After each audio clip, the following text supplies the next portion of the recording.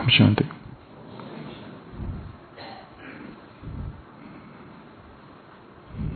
खेलते खेलते एक बच्चे की गेंद सागर में समा गई। वो बच्चा चिल्लाया और उसने रेत पर लिखा, समुद्र चोर है। एक दूसरी और एक दूसरे तट पर एक मछुआरा मछली पकड़ता है। बहुत मछलियां उसके हाथ में आई है आज, और वो लिखता है रेत पर, समुद्र मेरा पालनहार है। समुद्र के एक और तट पर एक युवा की मृत्यु हो गई है डूबकर। उसकी मां रो रही है, चिल्ला रही है, और वो रेत पर लिखती है, समुद्र हत्यारा है। हत्यारा, मर्डरर।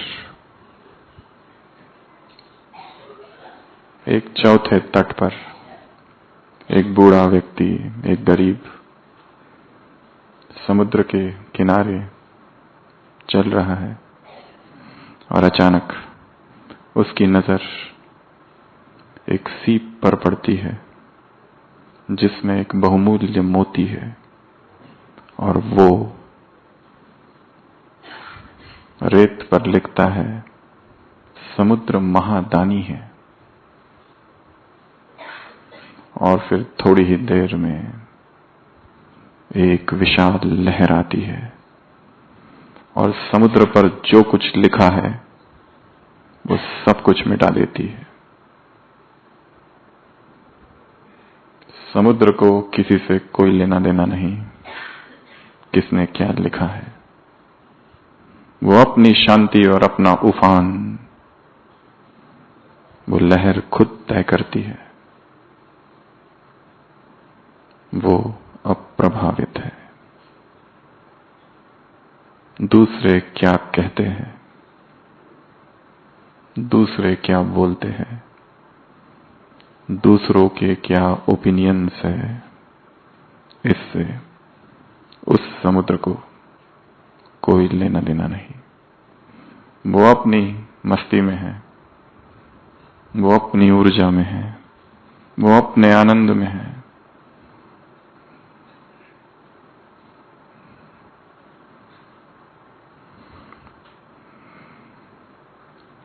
वो समुद्र प्रतीक है स्थित प्रज्ञ योगी का,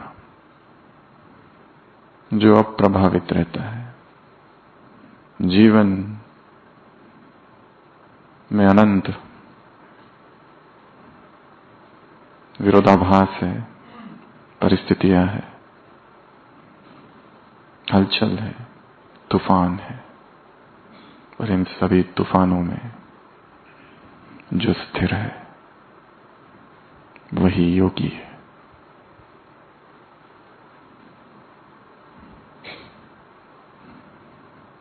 सभी स्थिर और एक सेकंड के लिए आंखें बंद और देखो कि मैं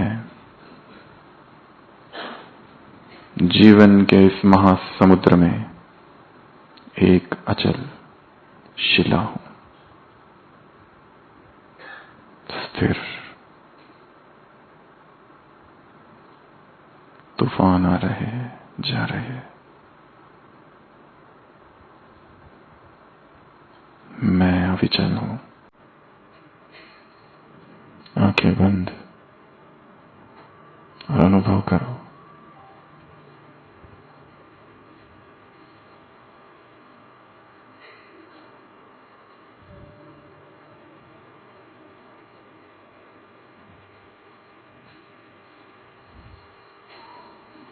ओम शांति।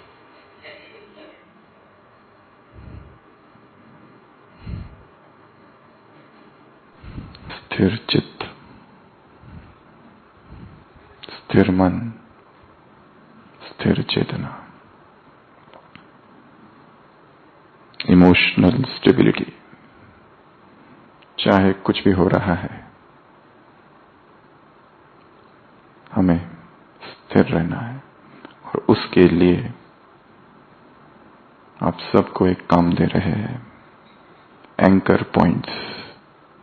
एंकर पॉइंट्स अर्थात ऐसे कॉर्नर, ऐसे पॉइंट्स अपनी दिनचर्या में बना के रखने हैं कि जहां हम स्थिर हो जाए। जैसे ऑफिस के लिए जा रहे हैं, फर्स्ट एंकर पॉइंट। आपने डिपार्टमेंट में पहुंचे, सेकंड एंकर पॉइंट। वापस आ रहे, थर्ड एंकर पॉइंट। किसी सेवा के लिए जा रहे, फर्स्ट एंकर पॉइंट। उस पॉइंट में अपने आप को वापस केंद्र पर लाना है, न्यूक्लियस सेंटर पर। जो मन भटकते रहता है, ये करेंगे, भाषण देंगे, कोर्स कराएंगे, लेक्चर, वर्कशॉप, सेमिनार, सेवा, ऑफिस, ड्यूटी, जॉब, इन सब से तुरंत वापस पॉइंट पे आ जाना, स्थिर हो जाना। एक छोटा सा संकल्प, मैं आत्मा हूं, देह नहीं, जो हम सब जानते हैं, उस एक पॉइंट में स्थिर हो जाना। तो ऐसे कम से कम 7 से 8 एंकर पॉइंट्स क्रिएट करने हैं। और वो करना कल सुबह अमृत वेले। यहां बैठे हुए वहां जाके क्या करना है, इसकी प्लानिंग करके जाना है। यहां जो शांति का अनुभव हो रहा है, यहां जो स्थिरता का अनुभव हो रहा है, वो यहां का है। और यहां से जाने के बाद फिर उधर के संस्कार चालू हो जाएंगे। यहां कब तक है आप सब? परसों तक। यहां से जाने से पहले कुछ ऐसा करके जाना है यहां से, वहां क्या करना है उसकी प्लानिंग। और यहां जब तक है तब तक पिछले 6 मास में जो कुछ हुआ उसका निरीक्षण, पीछे मुड़कर देखना है। हिंदी में शब्द है सिंहावलोकन, अर्थात जो सिंह होता है पीछे मुड़कर देखता है, रेट्रोस्पेक्शन। क्या हो रहा है जीवन में, क्या हो रहा है? यदि इस ब्राह्मण जीवन में चल रहे हैं तो इसमें क्या हो रहा है? अमृत वेले की यात्रा का क्या हो रहा है? मुरली की यात्रा का क्या हो रहा है? ब्रह्मचर्य की यात्रा का क्या हो रहा है? संबंधों की यात्रा का क्या हो रहा है? योग की यात्रा, ज्ञान की यात्रा, सेवाओं की यात्रा, शरीर की बीमारियों की यात्रा। यहां बैठे बैठे ये सब कुछ करना है। और ऐसा अवसर शायद फिर कभी ना मिले। अभी जो संगठन बना है, ये जो सीन सामने है, ये शायद फिर कभी ना आए, क्योंकि संसार की हालत तेजी से बदल रही है। हो सकता है ये last visit to the Madhuban है, इसके बाद मधुबन हम कभी आए ही ना। ये भी संभव है ना, हो सकता है ना। समय बहुत कम है, और यदि यह अवसर मिला है यहां आने का, तो यहां से कुछ लेकर जाना है। लोग आते हैं, क्लास सुनते हैं, कराते हैं, नोट्स लिखते हैं, पर बाह्य मुक्ता में रहते हैं। सेंटरों पर जाते हैं, संगति पर बैठकर अनुभव सुनाते हैं, और उन सब का प्रभाव 1 मास 2 मास, बस फिर जैसे थे, एज इट इज। यदि यहां से कुछ ले जाना है तो एटलीस्ट 3 नियमों का पालन करना है। Rule number 1, mobile switched off. Switched off means switched off, हाथ ही नहीं लगाना उसको जब तक यहां है। यदि कुछ गहरा अनुभव करना है, कोई डेप्थ, उसको बाजू कर दो जब तक यहां है। अगर तो अभी तक नहीं किया है तो इस क्लास के बाद जिसको फोन करना है एक बार कर दो, और फिर जैसे भट्टी खत्म होगी उसी दिन इसको ऑन करना, जैसे उस संसार से कट ऑफ। रूल नंबर 2, मौन, आर्य मौन, संपूर्ण मौन। क्योंकि यहां हम आए हैं पिकनिक करने नहीं आए हैं, गहरी तपस्या करने आए हैं। यह तपोभूमि है। यहां के प्रकंपनों में ईश्वरीय सुगंध है। अगर यहां आकर भी सुबह से लेकर रात तक केवल बातें और बातें और बातें चल रही है, तो यहां से केवल ऊपर ऊपर का ले जाएंगे। बहुत अच्छा क्लास था, बहुत अच्छा अनुभव था, ये बहुत अच्छा था, वो बहुत अच्छा था, परंतु इससे परिवर्तन नहीं होगा। परिवर्तन इतना सस्ता नहीं है। परिवर्तन त्याग मांगता है। इसलिए चुप, एब्सोल्यूट साइलेंस। उस साइलेंस की आदत डालनी है। अगर यहां आकर भी योग में आते हुए बातें, योग से जाने के बाद बातें, भोजन करते हुए बातें, पूरी दिनचर्या बातों में जा रही है, तो ये केवल एक एंटरटेनमेंट होगा बस। इसका प्रभाव 10-12 दिन चलेगा, नॉट मोर देन दैट। बिना मौन के और बिना एकांत के अध्यात्म अधूरा है। यदि गहरी अनुभूति चाहिए तो वो शब्दों से परे ही प्राप्त होगी। वो शब्दातीत है, वर्णनातीत है। अगर यहां पर भी आकर वही सब कर रहे जो वहां कर रहे थे, तो यहां क्यों आए? चुप। यदि हम नहीं रह सकते तो कम से कम जो मौन में है उसका मौन तो डिस्टर्ब ना करे। Rule number 3, lockdown.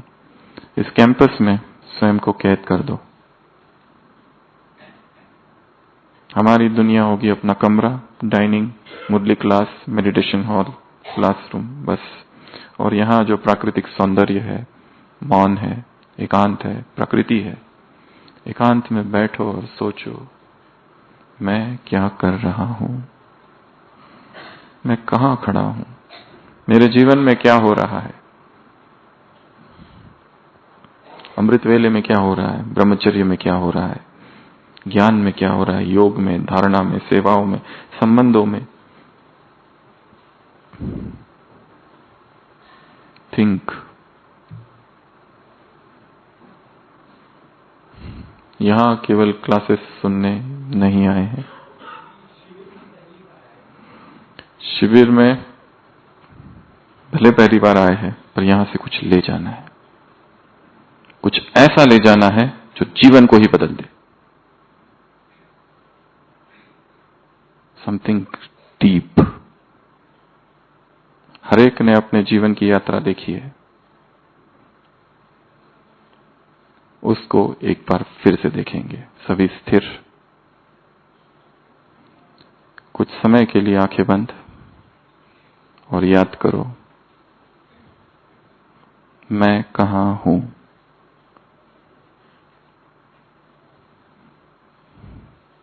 वहां से चालू करो जहां से जीवन शुरू हुआ था। वो घर जहां हमने जन्म लिया था, वो माँ बाप,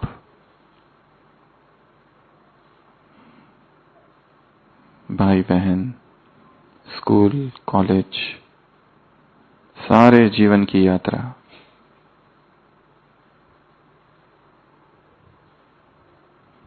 और आगे और आगे सोचते जाओ, देखते जाओ। स्कूल कैसा था, कॉलेज कैसा था, वो गांव, वो मित्र, बचपन, क्या उमंगे थी, कैसा जीवन था। और आगे और आगे, बिजनेस, जॉब, विवाह, संसार, और आगे जीवन की परिस्थितियां, समस्याएं, और आगे,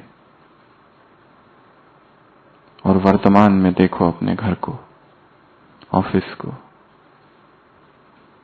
और जब से यहां आए इन 2-3 दिनों में क्या क्या देखा, 1 मिनट के लिए अवलोकन करो। Just observe.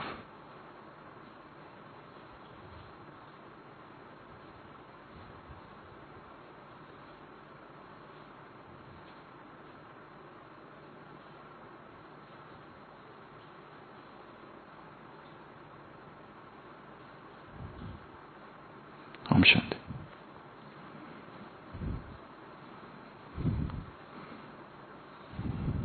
जब से यहां आए तब से अब तक हर एक ने एक अनुभव किया होगा। कौन सा अनुभव? कि जो मन में बोझ था वो कम हो गया है। एक स्ट्रेस, एक टेंशन किसी ने खींच लिया। सबने ये अनुभव किया है? किया है ना? क्यों? क्यों किया और क्यों हुआ? ऑटोमेटिक हुआ, हमने कुछ भी नहीं किया, अपने आप हो गया। क्योंकि हर व्यक्ति के वाइब्रेशंस होते हैं, हर स्थान के वाइब्रेशंस होते हैं। ये जो वाइब्रेशंस है, हम जैसे उस फील्ड में जाते हैं अपने आप हमारे विचार बदलते हैं, इमोशंस बदलने लगते हैं। इसलिए जितने भी तीर्थ स्थान हैं संसार में, वहां जाते ही क्या होता है? विचार अपने आप उठने लगते हैं ऊपर। इसलिए ऐसे स्थानों पर बार बार बार आते रहना है।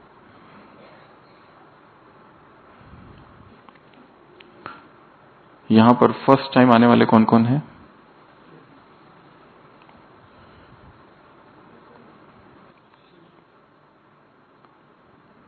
ऐसा किसको लगा कि हम यहां कई बार आए हैं? आए फर्स्ट टाइम है, पर लग रहा है जैसे कई बार आए हैं। लग रहा है? क्यों? इसको क्या कहते हैं इंग्लिश में? डेजा वू। ऐसे नए स्थानों पर व्यक्ति जाता है पर ऐसा अनुभव होता है जैसे हम यहां पहले भी आए हैं। क्यों? क्योंकि अंतर मन में स्मृतियां हैं, वो इमर्ज होती है। कुछ लोगों को देखकर ऐसा अनुभव होता है कि इनको हमने देखा है। क्यों?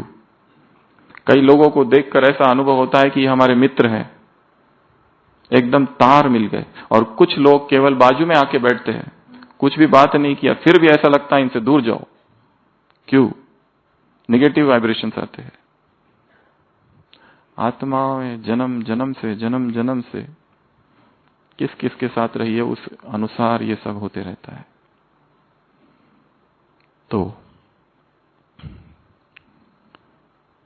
यहां आए हैं तो यहां से कुछ लेकर जाना है। और डीपेस्ट एक्सपीरियंसेस जो है, चाहे व्यक्ति अध्यात्म में हो या न हो, चाहे रिलीजियस हो या न हो, इवन साइंटिस्ट, जब भी कोई साइंटिस्ट कोई रिसर्च करता है तो क्या करता है? अंडरग्राउंड चले जाता है। देखा होगा ना? दुनिया का उनको कुछ खबर नहीं रहती है, अपने आप सब भूल जाते हैं और कुछ तो रिसर्च लेकर वो आते हैं, कुछ तो डीप, कुछ तो बहुत गहरा। वो सारे रिसर्च किस में होते हैं? साइलेंस में। ऐसी बहुत सी साइलेंस रिट्रीट्स होती है। ये वो लोग करते हैं जिनका स्पिरिचुअलिटी से, रिलीजन से कोई लेना देना नहीं है। डार्क रिट्रीट्स होती है। डार्क रिट्रीट सुना है? अंधेरे में रहते हैं 9 दिन तक, एक ही घर में। एक घर लिया जाता है, एक कोऑर्डिनेटर होता है और उनको नए अनुभव होते हैं। जहां जहां साइलेंस है, जहां जहां सॉलिट्यूड है, एकांत है और मौन है, कुछ तो नया मिलता है। हमारे जीवन के जो भी समस्याएं हैं, हम वहीं गोल गोल रह के उसको सुलझाने की कोशिश करते हैं। एक मेथड है, उस डायमेंशन से बाहर निकलकर ही उसके प्रति हमें एक नया दृष्टिकोण मिलेगा, एक नई जगह जाकर। इसलिए change of place is a therapy. आप अभी यहां आए हैं, यहां बैठकर उस जीवन में क्या हो रहा है वो अच्छे से देख सकते हैं। रिश्तों में क्या हो रहा है, मेडिटेशन कैसे कर रहे या नहीं कर रहे, जो भी, एवरीथिंग ये भूल ही जाओ। स्पिरिचुअलिटी, नॉन स्पिरिचुअलिटी, जीवन में क्या क्या हो रहा है वो यहां बैठ के हम अच्छे से देख सकते हैं। तो जब तक यहां है तब तक कुछ यहां से लेके जाना है। एक संकल्प कर लो कि मुझे यहां से कुछ तो लेके जाना है, कुछ तो ऐसा जो जीवन में मिसिंग लिंक है। पश्चिम देश का एक महान लेखक है लियो टॉल्स्टॉय, रशिया का, उसने एक बहुत अच्छी कहानी लिखी है। एक व्यक्ति है, साइबेरिया में रहता है, गरीब किसान है। वो सुनता है कि एक दूसरी जगह है, वहां पर जमीन फ्री में मिल रही है। उसे इतनी उत्सुकता होती है कि मैं जाऊं और जमीन खरीदूं, वहां की ले लूं, फ्री में मिल रही है। यहाँ का सब कुछ बेच देता है और लंबी यात्रा करके वहां पहुंचता है, पूछता है लोगों को, क्या यहाँ जमीन वास्तव में फ्री में मिलती है? वो कहते हैं हाँ, शर्त एक ही है कि सुबह से आप दौड़ना चालू करो, जितना दौड़ोगे वो सारी जमीन तुम्हारी, परंतु शाम तक वापस पहुंचना है। वो रात भर सो नहीं सकता है, सुबह पहुंचता है, सारे गांव वाले वहां खड़े हैं और वो उस लकीर से भागना चालू करता है। अपने साथ भोजन और पानी भी रखा हुआ है और शर्त एक ही है कि सूर्यास्त से पहले वापस पहुंचना है। जितना वो भागेगा वो सारी जमीन उसकी। ही स्टार्ट्स रनिंग, वो भागने लगता है, भागने लगता है, भागने लगता है। उसको प्यास लगती है, सोचता है पानी पीऊं, पर फिर सोचता है अगर पानी पीऊंगा तो जमीन थोड़ी कम हो जाएगी, रुकना पड़ेगा। सोचता है बाद में देखूंगा पानी का, पहले जमीन। फिर भागता है, फिर भागता है, फिर उसे थोड़ी भूख लगती है, सोचता है भूख लगूंगा, रुकना पड़ेगा तो जमीन कम हो जाएगी। वो तो नहीं, मैं नहीं रुकूंगा। भागता है, भागता है, भागता है, फिर प्यास लगती है, कहता है रुकना ही नहीं, पानी फेंक देता है। भूख और लगती है, भोजन भी फेंक देता है, भागते जाता है। दोपहर हो जाती है, उसे लगता है वापस लौटना चाहिए क्योंकि शाम तक लौटना है, पर सामने की जो जमीन है बहुत ज्यादा हरी हरी है और अच्छी लग रही है, और थोड़ा भागता है। फिर लगता है कि अभी लौटूं, 2 बज गए, परंतु सामने की जमीन कैसी है, फर्टाइल, ग्रीन, और भागता है और भागता है और भागते भागते 4 बज जाते हैं। फिर उसको लगता है अब तो मुझे वापस लौटना ही चाहिए, और तब फिर वापस लौटने लगता है, थका, भागता है, भागता है, भागता है, बस अब सूर्यास्त हो रहा है। पहुंच जाता है, गांव के लोग वहां खड़े हैं, बुला रहे आओ आओ आओ, और वो भाग रहा है, भाग रहा है, भाग रहा है, भाग रहा है, भागते भागते भागते वो लकीर से बस थोड़ी ही देर पहले धड़ाम से गिरता है और मर जाता है। गांव के लोग कहते एक पागल आज फिर से मर गया। क्या हम भी ऐसा ही नहीं भाग रहे? भाग ही रहे, भाग ही रहे, भाग ही रहे, भाग रहे। क्या चाहिए और क्यों भाग रहे? ये नियति ने अवसर दिया है। कौन सा अवसर? यहां आकर रुकने का, अपने आप से बातें करने का, संसार को थोड़ी देर के लिए बाजू में रखकर शांति से बैठो और सोचो, मैं कहां भाग रहा हूं, किस ओर और क्यों? बड़े शहरों में अगर आप गए होंगे, मुंबई कोई गया है, देखा है वहां पे कैसे भागते हैं लोग, दादर, वहां किसी को रोको और पूछो क्यों भाग रहे हो, क्या कहता है? सब भाग रहे इसलिए मैं भी भाग रहा हूं। भाग ही रहे, भाग ही रहे, भाग ही रहे, भाग रहे, कुछ मिलेगा, कुछ पाए मिलेगा, परंतु कुछ नहीं मिलता है। एक साइंटिस्ट ने लिखा है, I spent my life in researching atoms and molecules. पूरा जीवन मैंने संशोधन किया, रिसर्च किया, but towards the end of my life I feel life has slipped through my fingers. जैसे जीवन उंगलियों से फिसल गया, चला गया, मैं खो गया, जो करना था वो किया ही नहीं। ये समझो, यहां आपको जो आने का अवसर मिला है, ये कोई डिवाइन प्लानिंग है बहुत बड़ी। बिना भाग्य के यहां कोई आ नहीं सकता।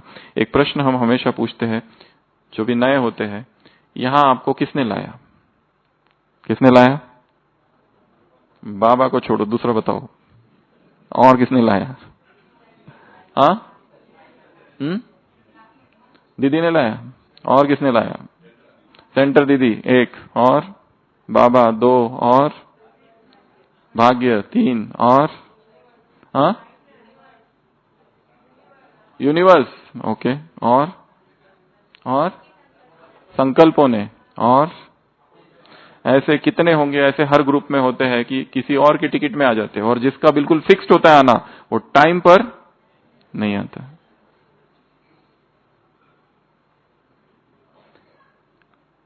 यहां आना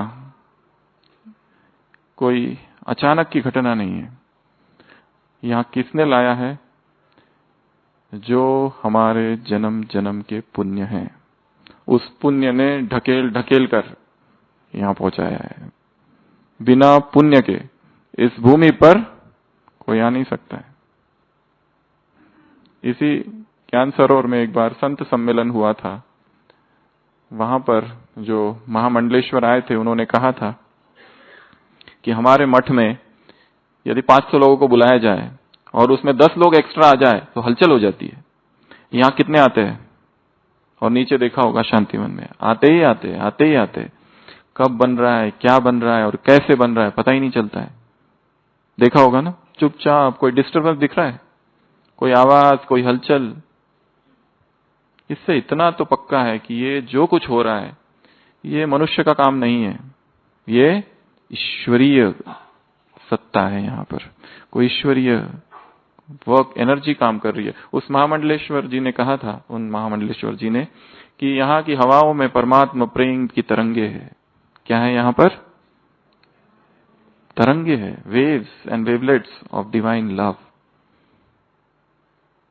इसलिए जब तक यहां है तब तक अंदर जाना है, अपने आप के अंदर, कि मुझे करना क्या है, मैं किस लिए हूं, ये सब क्या है। उत्सुकता जागनी चाहिए, उत्कंठा। ये क्या है, ये कौन है, ये क्यों है। यहां पे आप किचन में जाओ, अलग अलग डिपार्टमेंट में जाओ, कुछ माताएं मिलेगी वहां, कुछ सेवाधारी भाई मिलेंगे। उनमें से कई लोग अनपढ़ है, उनको पढ़ना भी नहीं आता, लिखना भी नहीं आता, ऐसे कई मिलेंगे। उनको जाके पूछो कि तुम यहां क्यों आए, वो जो उत्तर देंगे, यहां बैठ के जितने भी भाषण है उससे भी सबसे बेस्ट भाषण वो होगा, क्योंकि वो भाषण में क्या होगा? अनुभव। उस व्यक्ति का अनुभव जुड़ा है उसमें। तो आज के इस सत्र में हम कुछ बातें देखेंगे। आज का टॉपिक जो है वो है मना है। हम अपने जीवन को जब तक डिसिप्लिन, अनुशासन से नहीं बांधते कि ये चीज मुझे करनी ही नहीं है, क्रॉस, तब तक स्थिरता नहीं आती है। किधर भी भटकते रहते हैं, इधर जा रहे, उधर जा रहे, यहां जा रहे, वहां जा रहे। एक नियम, एक अनुशासन, एक रूटीन, उसमें जीवन को सेट कर देना, वो अपने आप रिपीट होते जाएगा। अभी जो चल रहा है उसको कहते हैं ऑटो पायलट मोड। किधर भी जा रहे हैं, इधर जा रहे, उधर जा रहे, यहां जा रहे, वहां जा रहे, नो स्टेबिलिटी, नो स्थिरता। क्या हम करें कि लाइफ एक स्थिर हो जाए?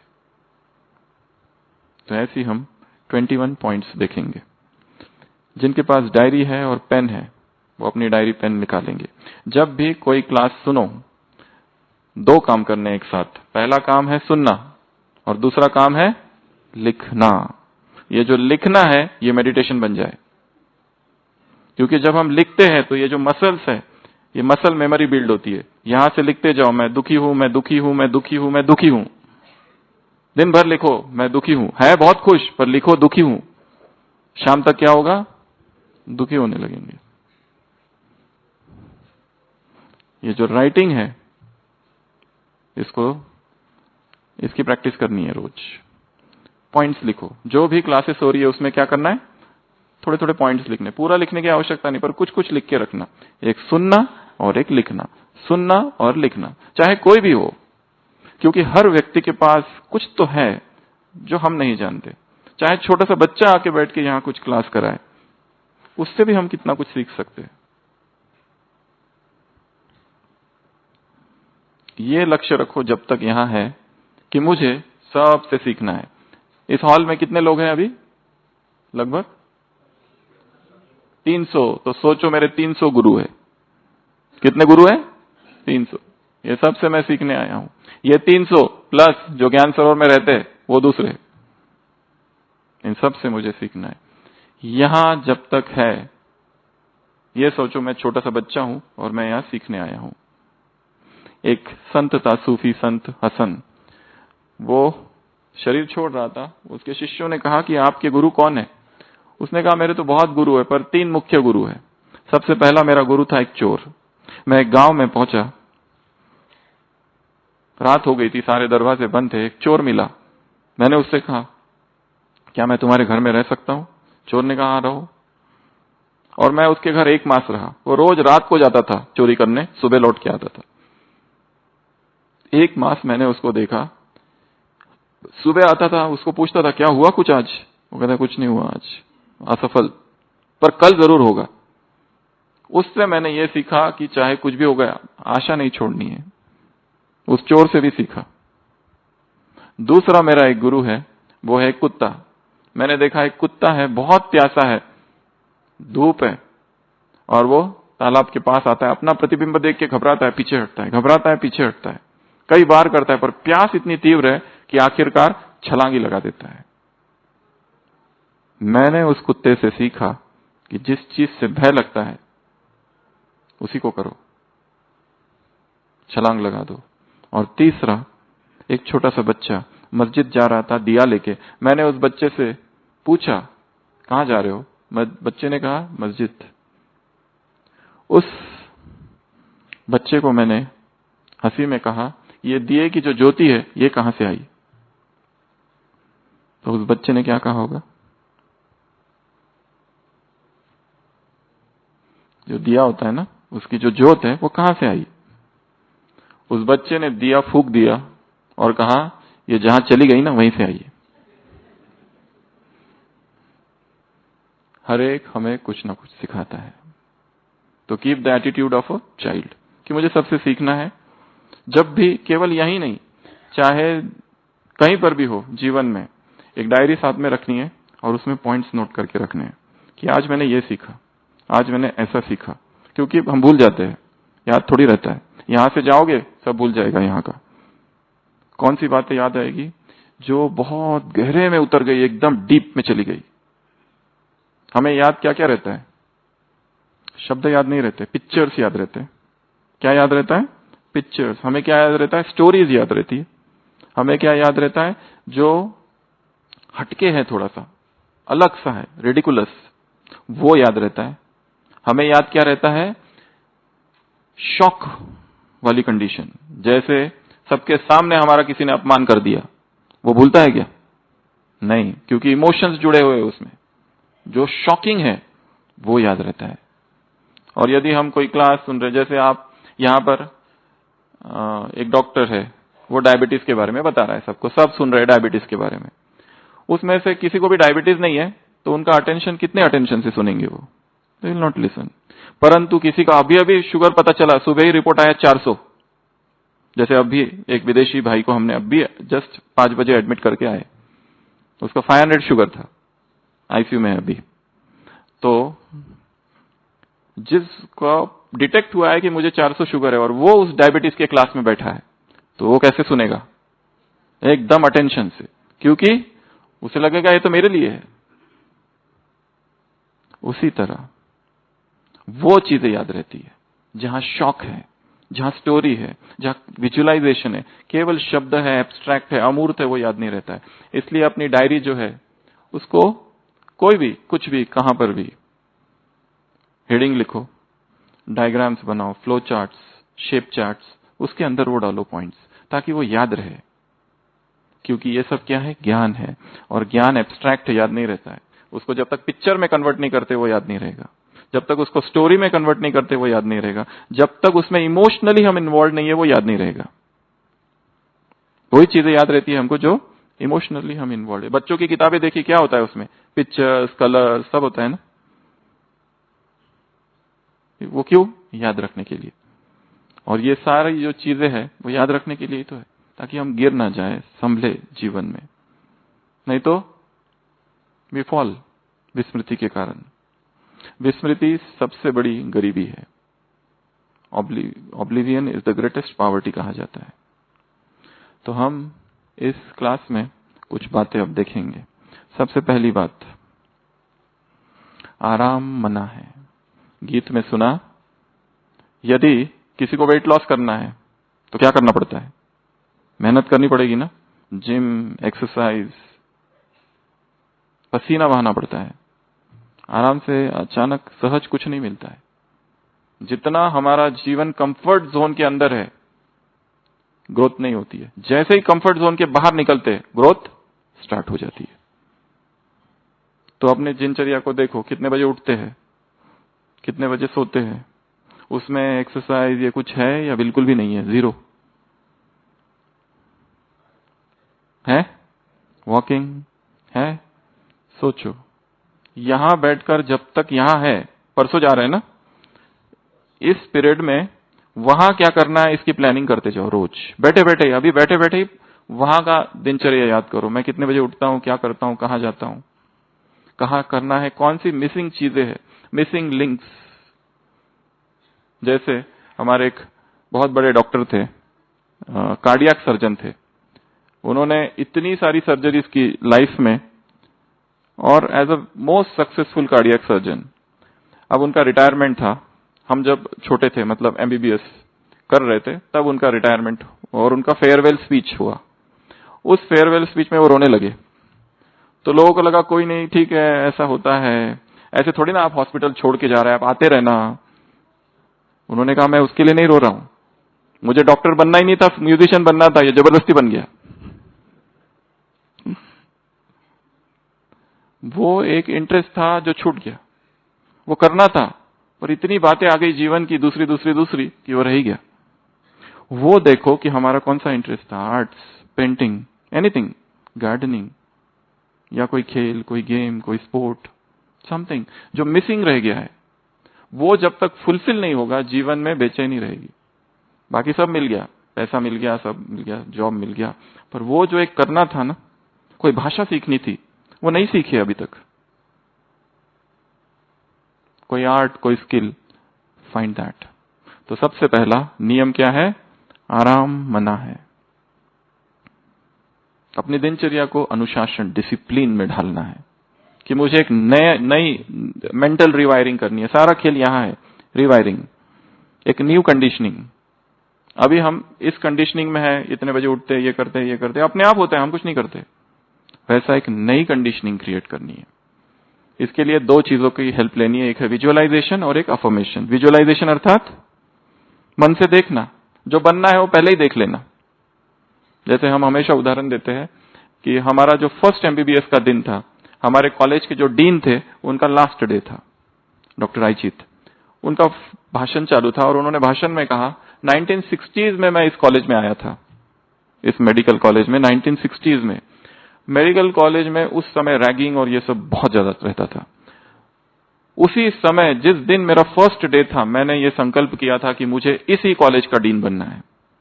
एक फर्स्ट एमबीबीएस का लड़का संकल्प कर रहा है, और मैं उसी संकल्प को देखते रहता था, देखते रहता था, देखते रहता था, विजुअलाइज करता था, आंख से अग्नि में लिखा हुआ देखता था आसमान पे, रोज सोते समय। और एक दिन वो बन गए। कैसे हुआ ये? कैसे हुआ? विजुअलाइजेशन से। जॉर्ज वॉशिंगटन थे अमेरिका के, छोटा सा बच्चा था जॉर्ज वॉशिंगटन। उसके पास पैसे भी नहीं थे, कुछ भी नहीं था, स्कूल के लिए भी पढ़ने के लिए पैसे नहीं थे। वो तो नौकरी करता था स्कूल में। क्या नौकरी करता था? बेल बजाने की, 2 पीरियड्स, 2 क्लास के बीच में, टन टन टन। पर वो बेल बजाते हुए क्या कहता था? George Washington, I will become the president of America one day. यही रिपीट करते रहता था, वो बन गया। तो जो हम विजुअलाइज करते हैं वो क्या हो जाता है? हो जाता है। उसी तरह हम अगर ये सोचे कि मैं बहुत दुखी हूं, मैं बहुत दुखी हूं, मेरे कमर में दर्द, पीठ में दर्द, मुझे बीमारियां ही बीमारियां है, तो क्या होगा? बीमारियां और ज्यादा आएगी। तो एक है लिखना, एक है विजुअलाइज करना, एक है बोलना। ये तीनों काम 1-1 घंटे में कुछ कुछ लिखते रहो। अच्छा अच्छा, दिन में जो भी चिट पेपर मिला कुछ तो लिख दो उसमें। This is called as 1 hourly writing practice. एक छोटी सी line, I am healthy, I enjoy health, बस इतना लिख दिया। वो अपने आप यूनिवर्स ही काम करना चालू करेगा। The universe will conspire to make it come true. तो सबसे पहला है आराम को अपने जीवन से हटाना है। ये आराम जो हम कह रहे हैं, थकान जो है ना, ये शरीर की कम होती है, मन की होती है। शरीर नहीं थकता, क्या थकता है? मन थकता है। क्यों थकता है? विचार कर करके व्यर्थ के विचार। दूसरा तो देखना है कौन सा टाइम हमारा व्यर्थ की नींद में जा रहा है। नींद वाला टाइम को एक्सरसाइज में कन्वर्ट कर दो। वॉकिंग कौन कौन करता है? सब करते हैं डेली, वॉकिंग और रनिंग। और वॉकिंग से भी ज्यादा रनिंग जो है ना, ये एक मेडिटेशन है। जो व्यक्ति रनिंग करते हैं ना, उन्होंने अनुभव किया होगा, दौड़ते दौड़ते दौड़ते बॉडीलेस हो जाते हैं, पता ही नहीं चलता है उनको ये क्या हो रहा है। अपने आप हो रहा है, उनके पैर जैसे पहिए लगे हैं उसमें, अपने आप दौड़ रहे हैं, थकान नहीं होती है, कुछ नहीं होता है, ये देखा गया है। तो जितने भी युवा है, दे स्टार्ट रनिंग। और जो नहीं कर सकते, कम से कम वॉकिंग तो कर सकते हैं ना। एक विदेश के लेखक ने लिखा है, मेरे पिताजी के साथ मेरा भयंकर झगड़ा हो गया, इतना झगड़ा हो गया कि रात भर झगड़ा चला, सुबह 4 बज गए। लास्ट में पिताजी ने कहा, एक तो तू इस घर में रहेगा या तो मैंने कहा मुझे नहीं रहना तुम्हारे घर में, जाओ, जवान है, यूथ है, नहीं चाहिए तुम्हारा। और वो चला गया घर छोड़कर। पर निकलने के बाद पता चला पैसे ही नहीं है, तो पैदल चलने लगा। 5 बज गया, सूर्योदय हुआ, चलता रहा, 5-6 किलोमीटर चला। और 5-6 किलोमीटर चलते चलते उसे क्या पता चला कि गलती तो मेरी है, मुझे माफी मांगना चाहिए पिताजी से। ये उसने लिखा है बेनिफिट्स ऑफ वॉकिंग में। क्या होता है, जैसे हम प्रकृति के सानिध्य में जाते हैं, माइंड जो क्लोज्ड है ना, वो खुल जाता है। इसलिए यहां पर भी सुबह मेडिटेशन कर रहे हैं ना सभी? हाँ, मेडिटेशन के बाद 100% है। जैसे मेडिटेशन होता है, उस साइलेंस के बाद थोड़ा टहलो इधर इस कैंपस में, देखो प्रकृति को, देखो चिड़ियों की आवाज सुनो, सूर्योदय को देखो, झाड़ों को देखो, पत्तों को देखो, केवल देखो। बैठ जाओ एक जगह आंखें बंद करके, और जितनी आवाजें सुनाई देती है प्रकृति की, उस आवाजों को सुनो। निसर्ग जो है अनंत है और आत्मा भी अनंत है, अनंत अनंत की ओर ले जाएगा। Infinite attracts infinite. तो सबसे पहला आराम का जो हमने समय बना के रखा है ना इतना सारा, उसको कम करना है। दूसरा है जो मना है, वो है भटकना मना है। भटकने की आदत किसको किसको है? भटकना केवल स्थूल का भटकना नहीं। कौन सा भटकना? Shorts, reels, click click click click click click click click click, ये भी तो भटकना ही है। इधर से उधर, उधर से उधर, उधर से उधर, उधर से उधर, उधर से उधर। एक कॉन्सेप्ट को समझना है, dopamine dumping and dopamine loading. Dopamine एक हार्मोन है हमारे शरीर में, उसका काम है खुशी, वो वादे का हार्मोन है, खुशी का हार्मोन है। एक होता है डोपामिन लेवल, ये है, सपोज ये लाइन है, ये लेवल है उसका। जैसे ही हम कोई शॉर्ट्स देखते हैं, रील देखते हैं, या कोई विकार या कोई एक्साइटमेंट वाली चीज, तो उसका लेवल एकदम बढ़ जाता है, यहां चला जाता है। एक्साइटमेंट टेम्पररी, पर वो वादे वाला हार्मोन है, वो वादे बहुत करता है, बाद में खालीपन आ जाता है, एकदम बेचैनी होती है, पश्चाताप होता है, टाइम वेस्ट हो गया, फिर वो नीचे आ जाता है। उसके बाद में आप जो रूटीन काम करोगे उसमें इंटरेस्ट नहीं आता है, पढ़ाई करनी है, मैथ्स पढ़ना है, बच्चों को इंटरेस्ट नहीं आता है, कोई आध्यात्मिक लिटरेचर पढ़ना है, उसमें इंटरेस्ट नहीं आता है। इसके लिए जो लोग सुबह सुबह ये सब करना चालू करते हैं, मोबाइल इंटरनेट, उनको दिन भर में फिर खालीपन लगता है, बोरडम लगता है। भोजन बहुत सुबह सुबह बहुत सारा डाल दिया, गरिष्ठ, तो फिर दिन में खालीपन लगता है, सूखा सूखा, वो सब पसंद नहीं आता है, फिर फल bill. That is called dopamine dumping. इसलिए करना क्या है? Dopamine loading. What is dopamine loading? सुबह उठ के वो काम करने हैं जो हमें सबसे कठिन लगते हैं, जैसे कोई लिटरेचर पढ़ना, कोई किताब पढ़ना, ये कठिन काम है। कुछ notes banana, this is difficult work. ये काम करने हैं। डोपामिन डंपिंग, डोपामिन लोडिंग, ये कॉन्सेप्ट को समझ लो। ये सारा खेल जो है ना, ये डोपामिन का खेल है। एकदम खुशी, जैसे कोई सिगरेट बीड़ी तंबाकू लेते हैं, उनको किसका एडिक्शन है? तंबाकू का, बीड़ी का? ना, वो लेने के बाद शरीर में डोपामिन रिलीज होता है, वो तन बदन में सुखद अनुभूति कराता है। वो दारू पीने के बाद उसको, इसलिए दारू जब नहीं मिलती है तो वो मिस दारू को नहीं करता है, किसको करता है? डोपामिन को। बेचैनी होती है, तलब होती है उसकी, विड्रॉल सिम्टम चालू होता है, ऐसे ऐसे करते हैं पेशेंट। सेम एक्ट्स, ये भी एडिक्शन है, वैसे मोबाइल भी एडिक्शन है, वैसे कोई व्यक्ति भी एडिक्शन बन सकता है कि वो चाहिए। कोई टच भी एडिक्शन है, touch is also an addiction. तो ये देखना है कि मुझे किसका एडिक्शन है। तो फर्स्ट आराम, दूसरा भटकना। एक है स्थूल में भी भटकते रहते हैं, आज इस संस्था में जाते हैं, उस संस्था में जाते हैं, सब संस्थाओं में जाते हैं, अध्यात्मों में भी, स्पिरिचुअल मार्केट, बाजार, सब गुरुओं के पास जाते हैं और फिर यहां पे भी आते हैं, कहते हैं ये भी हमारा भी वैसा ही है। सब जगह जाते हैं, यहां आते ही रहते हैं ना लोग, भटकते ही रहते हैं, भटकते ही रहते हैं, भटकते ही रहते हैं। भटकना भी क्या है? एक एडिक्शन। गुरुदेव रविंद्रनाथ टैगोर की बुक है गीतांजलि, सुना होगा। उस गीतांजलि में एक कविता है जिसमें कवि कहता है, मैं भगवान को चाहता हूं, भगवान को खोजता हूं, जन्म जन्म से भगवान को ढूंढा, सब जगह ढूंढा, और एक दिन अचानक मुझे भगवान के घर का पता मिल गया। वो तारे के पास भगवान का घर है, मैं वहां पहुंचा, सीढ़ियां थी, सीढ़ियों पे पहुंचने के बाद फिर मेरे मन में आया, ऊपर लिखा है दरवाजे पर भगवान का घर। अगर मैं वहां गया और सही में भगवान निकल गया तो फिर मेरी खोज का क्या होगा? मुझे आदत किसकी पड़ गई है? ढूंढने की। फिर भी मैंने हिम्मत की, पहले तो चप्पल लिए, हाथ में लिए, कहीं आवाज ना हो, फिर गया ऊपर और फिर दरवाजे पे ठक ठक करने ही वाला था, फिर से विचार आया, अगर वास्तव में भगवान ने दरवाजा खोल दिया देन फिर मेरी सर्च का क्या होगा? इसलिए मैं चुपचाप वैसे ही नीचे आया और अभी भी सब जगह ढूंढ रहा हूं भगवान को और खोज ही रहा हूं, पर मुझे पता है वो वहां है। वो जगह छोड़ के मैं सब जगह ढूंढता हूं कि पता है ये तो वही है, हमारा कहीं ऐसा तो नहीं है। यहां आने के बाद में भी ढूंढते तो नहीं रहेंगे, पता है यहां कुछ तो है, पर डर लगता है, जाऊं कि नहीं जाऊं, जाऊं कि नहीं जाऊं, ये लोग कुछ तो नहीं करेंगे, हिप्नोटाइज। भटकना। तीसरा चिपकना। क्या मना है? चिपकना। हम किसी व्यक्ति से चिपक जाते हैं, किसी वस्तु से चिपक जाते हैं,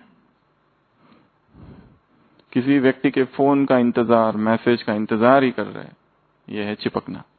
और वो करता ही नहीं, हम प्यार उससे इतना करते हैं वो कोई रिस्पॉन्ड ही नहीं करता, क्या करे? प्रेम की परिभाषा है कि जिससे हम प्रेम करें उसे मुक्त कर दो। प्रेम, love is not possessive. Love ये नहीं है कि हमें फूल अच्छा लगता है तो हम फूल को क्या करें, तोड़ेंगे ना, उसको रहने दो वहीं। दो व्यक्ति जो है ना, अगर प्रेम भी करते हैं तो रियल लव इज डिटैचमेंट, उसको कहते हैं साइकोलॉजिकल डिस्टेंसिंग। जो बहुत ज्यादा नजदीक आ जाते हैं फिर उनको एक दूसरे में क्या दिखाई देते हैं? अवगुण दिखते हैं। Familiarity breeds contempt. इसलिए जो भी रिलेशनशिप्स है उसमें क्या चाहिए? डिटैचमेंट।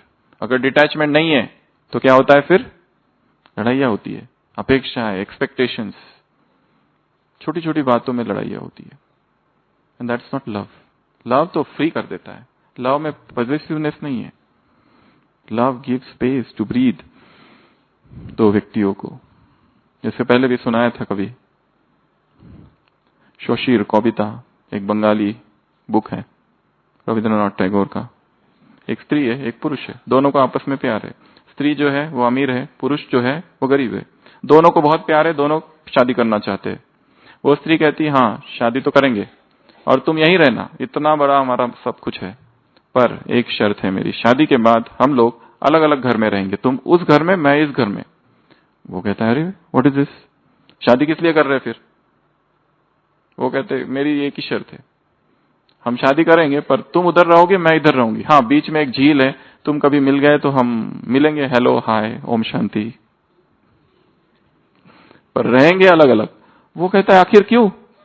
वो कहती है मेरी यही शर्त है और मेरा तो तुमसे ही प्यार है, अगर हाँ तुम शादी नहीं करना चाहते तो मैं जीवन भर तुम्हारा इंतजार करूंगी। वो स्त्री कहती है, अरे कमाल है, कैसी शादी है ये। वो कहती यही मेरी शर्त है। वो कहता है आखिर क्यों? वो कहती है कि हमारे प्रेम में जो अभी ये जो फ्रेशनेस है ना, जो प्यूरिटी है, वो शायद खत्म हो जाए और मुझे ये प्रेम आखिर तक रखना है। और यहां पर आपने देखा होगा ब्रह्मा कुमारीज में हजारों लाखों भाई बहनें हैं गृहस्थी जो घर में रहते हैं, प्यूरिटी उनके जीवन में है, ब्रह्मचर्य जीवन में है। वो इधर, ये इधर, बीच में एक झील, और उस झील का नाम है बाबा। बीच में परमात्मा को रख दिया है। डिस्टेंसिंग ये जरूरी है।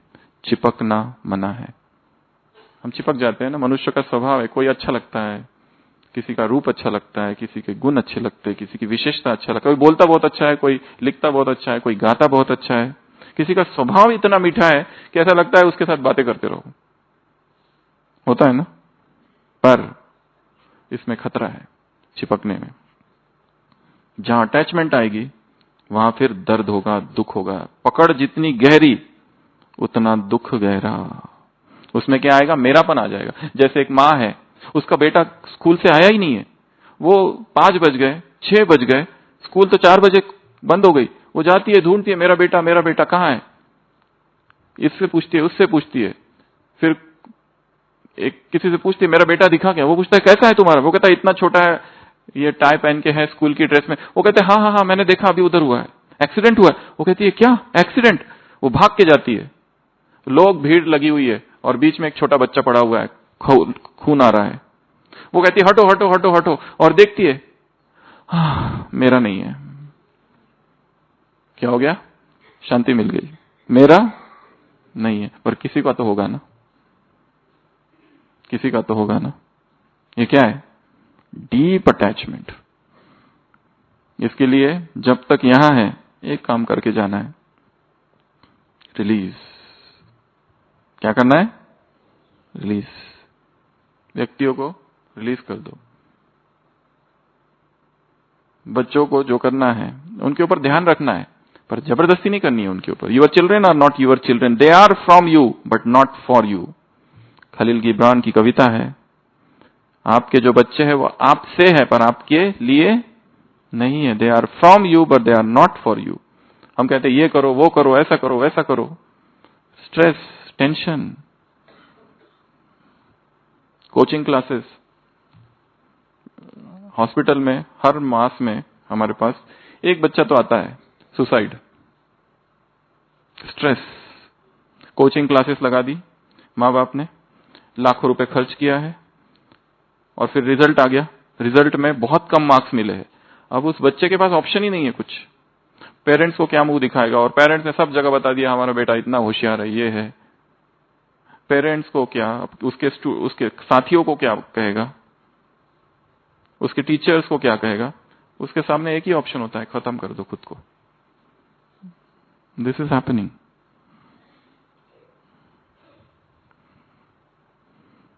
Release them. अगला डी, डरना मना है। डर क्या है? निर्भय एक शब्द है हिंदी में। निर्भय की परिभाषा डर का अभाव नहीं है। निर्भय अर्थात संपूर्ण भय के साथ छलांग लगाना। With all your fears jump into the unknown. This is called fearlessness. Fearlessness is not absence of fear. Fearlessness मतलब निर्भय मतलब भय नहीं है, ऐसा नहीं। जिसका डर लगता है ना, और ये सारे हमारे अंदर डर बैठा हुआ है, फोबियाज है। हमारे ओपीडी में एक लड़का आता है, उसको ना डर है कि मुझे कैंसर ही हो गया है। अभी उसकी सारी टेस्ट करा दी, पर एक छोटा सा काला दाग है। वो कहता है ये कैंसर है। पूरा एक नई पैथी आई है ना अभी, वो पता होगी आपको ना, एक एलोपैथी होता है, होम्योपैथी, वैसा एक नई आई है अभी गूगलोपैथी, जिसमें व्यक्ति गूगल में जाके सारा सर्च करता है और फिर डॉक्टर को आके सिखाता है कि मुझे ये है। इसको कहते हैं गूगलोपैथी। तो अभी उसको कितना समझा दिया, सारा टेस्ट करा लिए, फिर भी उसकी मम्मी आके कहती है वो दिन रात उसी के बारे में सोचते रहता है, पूरा अंदर घुस गया उसके अंदर, और डर है उसको। तो ये डर क्या है? इट्स समथिंग भीतर है कहीं, फोबियाज जिसको कहते हैं। इस पे काम करना है, देखना है। जब तक यहां है ना, अपने जीवन को देखो, विच आर द फियर्स, कोई चला ना जाए। और सबसे बड़ा भय कौन सा है जीवन में? कौन सा? कौन सा? डिफीट का भय एक, मृत्यु का, और हारने का। और कौन सा भय है? एक भय है जो सबसे बड़ा है, फियर ऑफ द अननोन, अज्ञात का भय। क्या होगा पता नहीं, अज्ञात। This is the greatest fear. और फियर जो है ना, ये हमारे मन में है। जैसे एक स्त्री है, वो रात में रोज स्वप्न देखती है कि एक भूत, एक काली छाया उसका पीछा कर रही है, वो भाग रही है, वो काली छाया उसके पीछे। रोज एक ही स्वप्न उठती है, धड़ धड़ धड़ धड़ धड़ धड़, डरावना स्वप्न। पर वो स्वप्न वहीं टूट जाता है रोज। वो भाग रही है, काली छाया, और फिर वो एक दिन वो स्वप्न थोड़ा आगे बढ़ जाता है। वो भाग रही है, भाग रही है, भाग रही है, नीचे चट्टान है, वो गिर जाती है नीचे, वो छाया उसके ऊपर आ जाती है ऐसी भूत। वो उस छाया से पूछती है तुम कौन हो? वो पूछता है मुझे क्या पता, मैं स्वप्न तुम्हारा है, व्हाट आई नो। अर्थात इमेजिनरी फियर्स। तो डरना मना है। अगला ईगो, अहंकार की सीढ़ी चढ़ना मना है। जितना व्यक्ति अहंकारी होता है उतनी सफलता उससे दूर जाती है। निरंतर, जैसे आपने मोहम्मद रफी साहब को सुना होगा, उन्होंने कितनी अच्छी बात कही। उन्होंने कहा ये जो है ना गला मेरा, ये उस खुदा का दिया हुआ है। वो चाहता तो किसी और को भी दे सकता था। I am just a instrument. ज्ञान सरोवर में हमारे सुदेश दीदी जी है, आप में मिले भी होंगे। उन्होंने एक क्लास में बहुत अच्छा उदाहरण दिया था कि भगवान जो है ना वो टंकी है, और हम सारे जो है यहां जितने सब, हम सब नल है। अगर ये नल कहे कि ये पानी मेरा है, मैं ज्यादा पानी देता हूं, तो पानी कहां से आ रहा है? वो ऊपर से आ रहा है, नल टंकी से पानी आ रहा है। ये तो इस नल का भाग्य है कि उस पानी ने इस नल को चुना। अगर ये नल कहे कि देखो मैं कितना अच्छा बोलता हूं, मैं कितनी अच्छी सेवा करता हूं, मैं कितने अच्छे कर्म करता हूं, तो ये क्या है? अहंकार। Pride had to fall. ये सोचो कि जो हो रहा है वो ईश्वरीय शक्ति द्वारा हो रहा है, मैं कुछ कर नहीं रहा हूं, मेरे द्वारा वो शक्ति कर रही है, वो पावर मेरे ऊपर है। तो इसमें क्या होगा, जीवन में हम बहुत आगे जा सकेंगे। नहीं तो ये अहंकार क्या कर देता है? प्रगति को रोक देता है। मैं करता हूं, मैंने किया, ये मेरा है, ये उस, दिस इज डेंजरस। अहंकार जैसे जहर की तरह काम करता है। अगला, फिसलना मना है। कलयुगी काई में फिसलना मना है। फिसल जाते हैं, चल रहे हैं, प्रलोभन में आ गए, फिसल गए। एक पिताजी थे, उन्होंने अपनी एक किडनी अपनी बेटी को दी, उसका डायलिसिस चलता था। वो बेटी पिताजी को छोड़ के किसी और लड़के के साथ में भाग गई।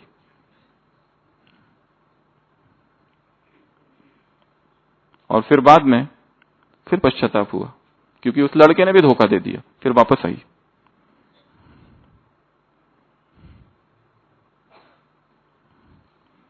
फिसल जाते हैं। इसलिए हमको जीवन में क्या चाहिए? गाइडेंस। तो आप जहां रहते हैं, जो भी आपका सेवा केंद्र है, अगर रोज नहीं तो बीच बीच में एटलीस्ट गुरुवार रविवार जाओ, बैठो, तो जीवन में स्थिरता आएगी। नहीं तो भटकाने वाले बहुत है। एकदम आकर्षित हो जाता है मन, कोई अच्छा लगने लगता है, और फिर धोखा होता है। ये जो फिसलना है, इसको रोकना है। अगला गिरना मना है। गिरना मना है अर्थात ये नहीं कि हम गिरे ही ना, परंतु जब भी गिरे वापस उठने का समय कम हो। गिरो फिर उठो, सीखो और आगे बढ़ो। इस दुनिया में ऐसा कोई नहीं कि जो नहीं गिरता है, परंतु दुख या फिर गलती गिरने की नहीं है, पर गिरकर ना उठने की है। गलती रियलाइज हो गई, now wake up and start walking again. एक व्यक्ति ने अपनी जीवन कहानी लिखी है 5 चैप्टर्स। चैप्टर नंबर 1, मैं जा रहा था, एक गड्ढा था, मैं गड्ढे में गिर गया। मैंने चिल्लाया मेरी गलती नहीं है, मेरी गलती नहीं है, जीवन भर उसी गड्ढे में रहा। यह है चैप्टर 1। चैप्टर नंबर 2, मैं जा रहा था, एक गड्ढा था, वही गड्ढा, उसमें मैं गिर गया। मैंने फिर भी चिल्लाया मेरी गलती नहीं है, परंतु जब पहली बार गिरा था ना, उसी की एक आदत सी बन गई। तो मैं लंबा समय रहा, पर क्योंकि मैंने कोशिश की निकलने की, पर मैं लंबा समय रहा। चैप्टर नंबर 3, मैं जा रहा था उसी रास्ते से, फिर गिर गया। एक्चुअली मुझे गलती मेरी है, पर आदत हो गई थी ना, 2 बार गिरा तो इसलिए गिरा। चैप्टर नंबर 4, गड्ढा था, मैं जा रहा था, मैं गड्ढे के बाजू से आके निकल गया, गिरा नहीं।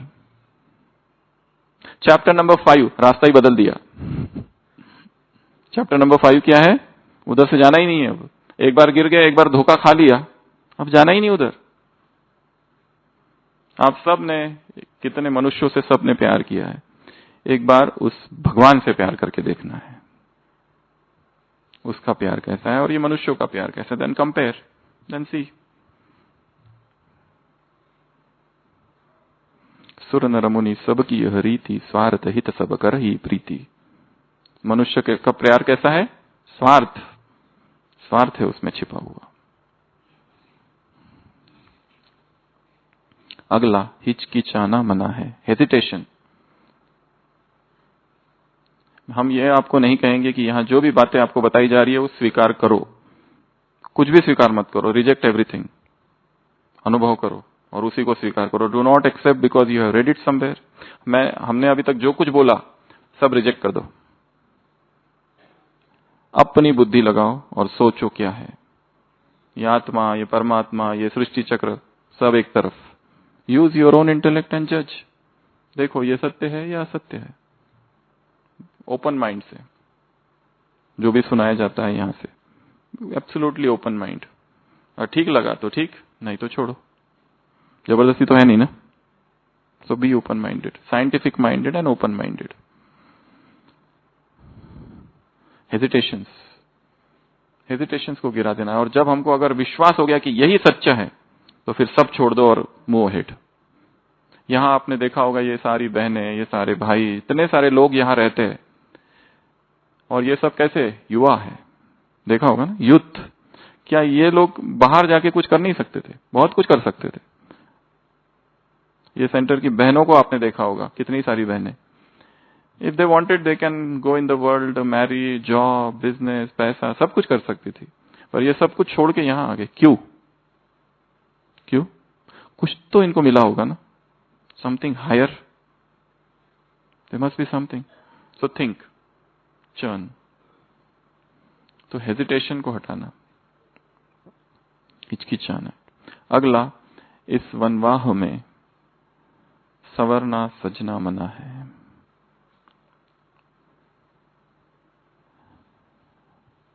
जो भी ब्यूटी है ना, आत्मा की सबसे बड़ी ब्यूटी कौन सी है? प्यूरिटी। ये बाहर की जो ब्यूटी है वो सब क्या है? आर्टिफिशियल। एक बार ट्रेन में विनोबा भावे जी जा रहे थे, एक महिला थी, उसने गजरा लगाया हुआ था। गजरा पता है ना? उन्होंने पूछा ये गजरा तुमको दिखता है क्या? उसने कहा नहीं। तो किस लिए लगाया फिर? किस लिए लगाया फिर? आकर्षित करने के लिए।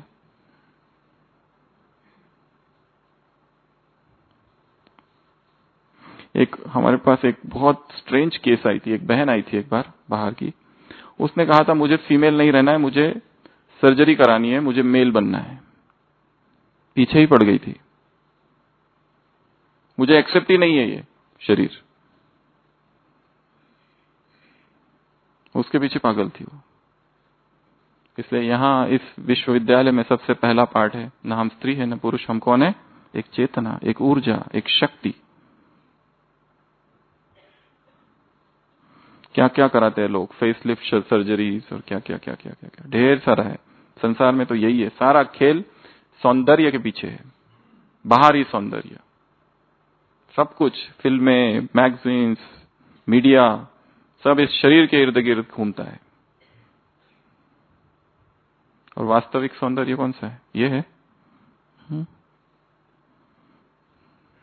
ओपीडी में एक पेशेंट, इधर एक कपल आए थे, यहीं रहते हैं आसपास, इधर साइट सीइंग के लिए, अभी अभी शादी हुई, माउंट आबू आए और आसपास ही रहने वाले हैं।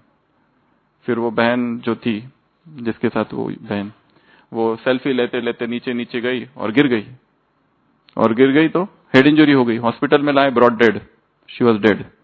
वो जो हस्बैंड था, अभी 10 ही दिन हुए थे शादी को, इतना रोया इतना रोया इतना रोया इतना रोया। वो 8 बजे के आसपास आई पेशेंट, 12 बजे तक वो हॉस्पिटल, आपने देखा होगा या देखोगे तो सीढ़ियां है, वहां बैठ के कंटिन्यूअस रो रहा था, नॉन स्टॉप, जोर जोर से, अथाह प्रेम, उसके आंसू ही नहीं रुक रहे थे, इतना रो रहा है इतना नॉन स्टॉप रो रहा था वो, इतना उसको प्यार था अपनी पत्नी से। और वो तो गई, वहीं डेड हो गई, डेथ। फिर बड़ी मुश्किल से उसको लेके गए। 1 मास के बाद वो हस्बैंड ओपीडी में आया था, डॉक्टर साहब शादी में जरूर आना।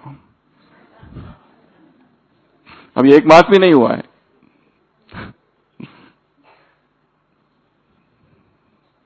ऐसे बदलता है प्यार। किससे? शरीर से या चेतना से? किससे? कितनों को हमने देखा है हॉस्पिटल में, ऐसे ऐसे केसेस देखे हैं, वो वाइफ को डायलिसिस चालू हो गया, उसने छोड़ ही दिया, आता ही नहीं था, फिर वो डेथ हो गई। अभी दूसरी वाइफ है, ब्रेस्ट सर्जरी हो गई, ब्रेस्ट कैंसर हो गया, छोड़ दिया।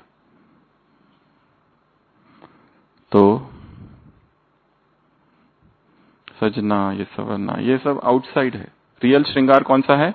Simplicity, purity.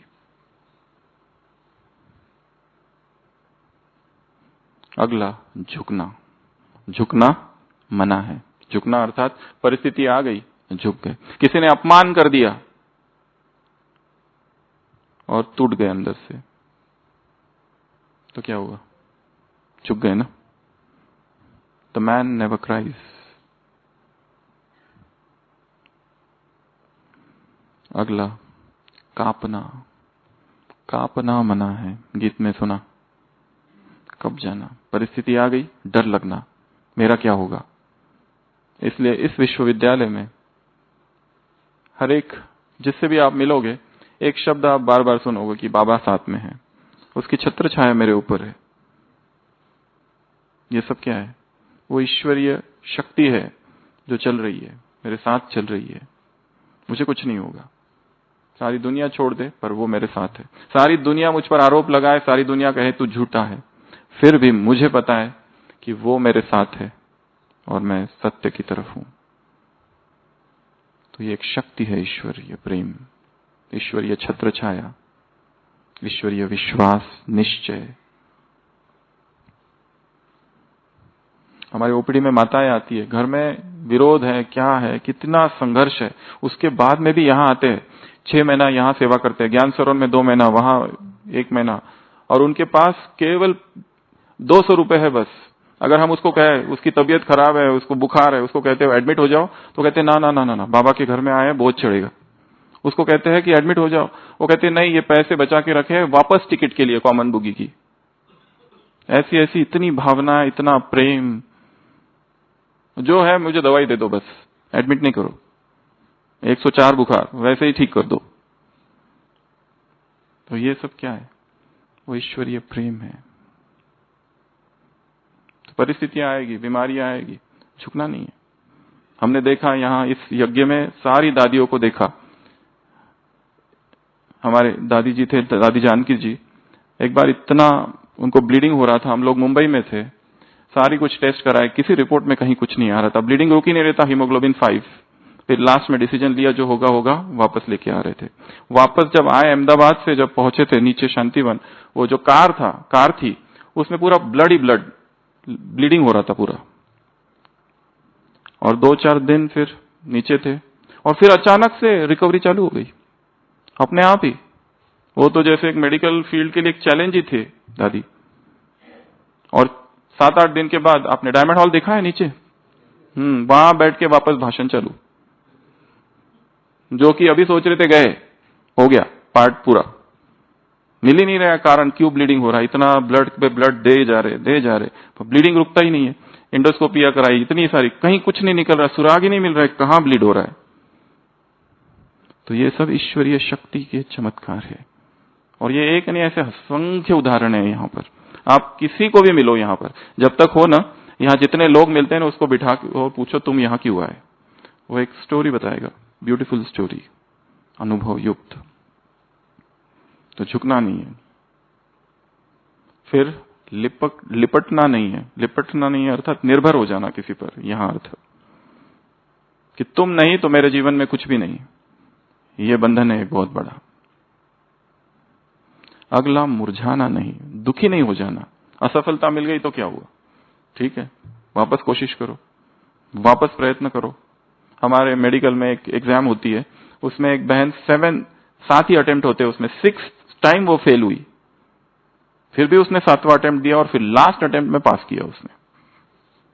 कितना उसमें पेशेंस चाहिए, and that is the toughest exam in medical, toughest. MD वगैरह से भी बहुत ऊंची एग्जाम है वो, पर उसने करके दिखाया आखिर। मुरझाना नहीं, हार हो गई फिर से खड़े हो जाओ। अगला, नींद में नहीं रहना है, जागना है। सोचो यहां आना एक जागरण, एक अलार्म बेल है। यहां किस लिए आए, कुछ तो होने वाला है जीवन में। हमारे अपने जीवन का अनुभव है कि जब हम यहां आए थे, हमें यहां का कुछ भी पता नहीं था, पर एक था कि यही सत्य है। This is the final truth, this is the final station. यहां आने से पहले संसार में जितनी संस्थाएं थी, ऐसी एक भी संस्था नहीं छोड़ी थी हमने, हर संस्था में गए थे। ऐसी कोई संस्था नहीं, ऐसी कोई किताब नहीं, ऐसा कोई मठ, पंथ, वेस्टर्न, ईस्टर्न, सारी फिलॉसफीज, दूसरे धर्म, हिंदुइज्म, बुद्धिज्म, सिखिज्म, इस्लाम, चर्च, 3 मास तो चर्च में ही गए थे। हर हर हर सब जगह जाके जाके जाके last last last last, this was the final stop Brahma Kumaris. इसके पहले सब सब सब सब ऐसे नहीं कि यहां ये मुझे था कि ऐसी जगह जाऊं जहां मुझे फाइनल मिल जाए, ऐसी खोज थी। जब हमारी उम्र 21 एज थी, एमबीबीएस हो गया, सब कुछ हो गया, पर कुछ भी नहीं चाहिए मुझे। उसका रिजल्ट आ गया, उधर एमडी की एडमिशन मिल गई, सब कुछ छोड़ के केवल मुझे उस भगवान की ही खोज थी, और वही मुझे चाहिए। सारे परिवार वाले, घर वाले सब विरोध, भयंकर विरोध, छोटा मोटा विरोध नहीं, भयंकर विरोध। 100-150 लोग तो समझाने आए थे, कहां जा रहा है, इधर ही रुक जा, वगैरह वगैरह।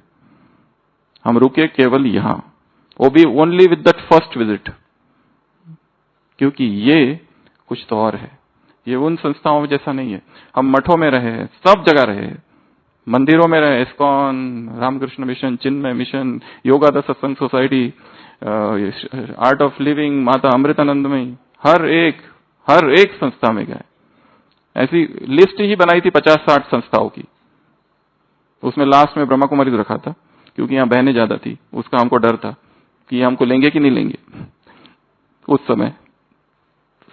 तो this is the final truth. आप भी जो आए हो, तो ये नियति का कोई एक प्लान है जिसने आपको यहां लाया है, कोई सुपर प्लान है। Just surrender. अगला, वायदे से मुकरना नहीं है। वायदा आत्मा की शक्ति है।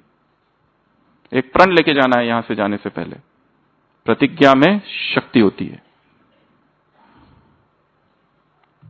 पिघलना नहीं है, पिघलना मना है। हार नहीं माननी है, फिर से चालू करना है। क्यों क्यों क्यों करना मना है, ये क्यों, वो क्यों, यो क्यों। यहां पे देखा होगा एक ही है, मैं बिंदु, मैं आत्मा, बस फुल स्टॉप। उसका एनालिसिस करना छोड़ दो, हो गया हो गया, बायगॉन्स भी बायगॉन्स, फुल स्टॉप, स्टॉप। आत्माभिमानी स्थिति। रूठना रूसना मना है। रूठते रहना, रूसते रहना, नाराज होते रहना, रोते रहना, इसके लिए हम नहीं आए हैं।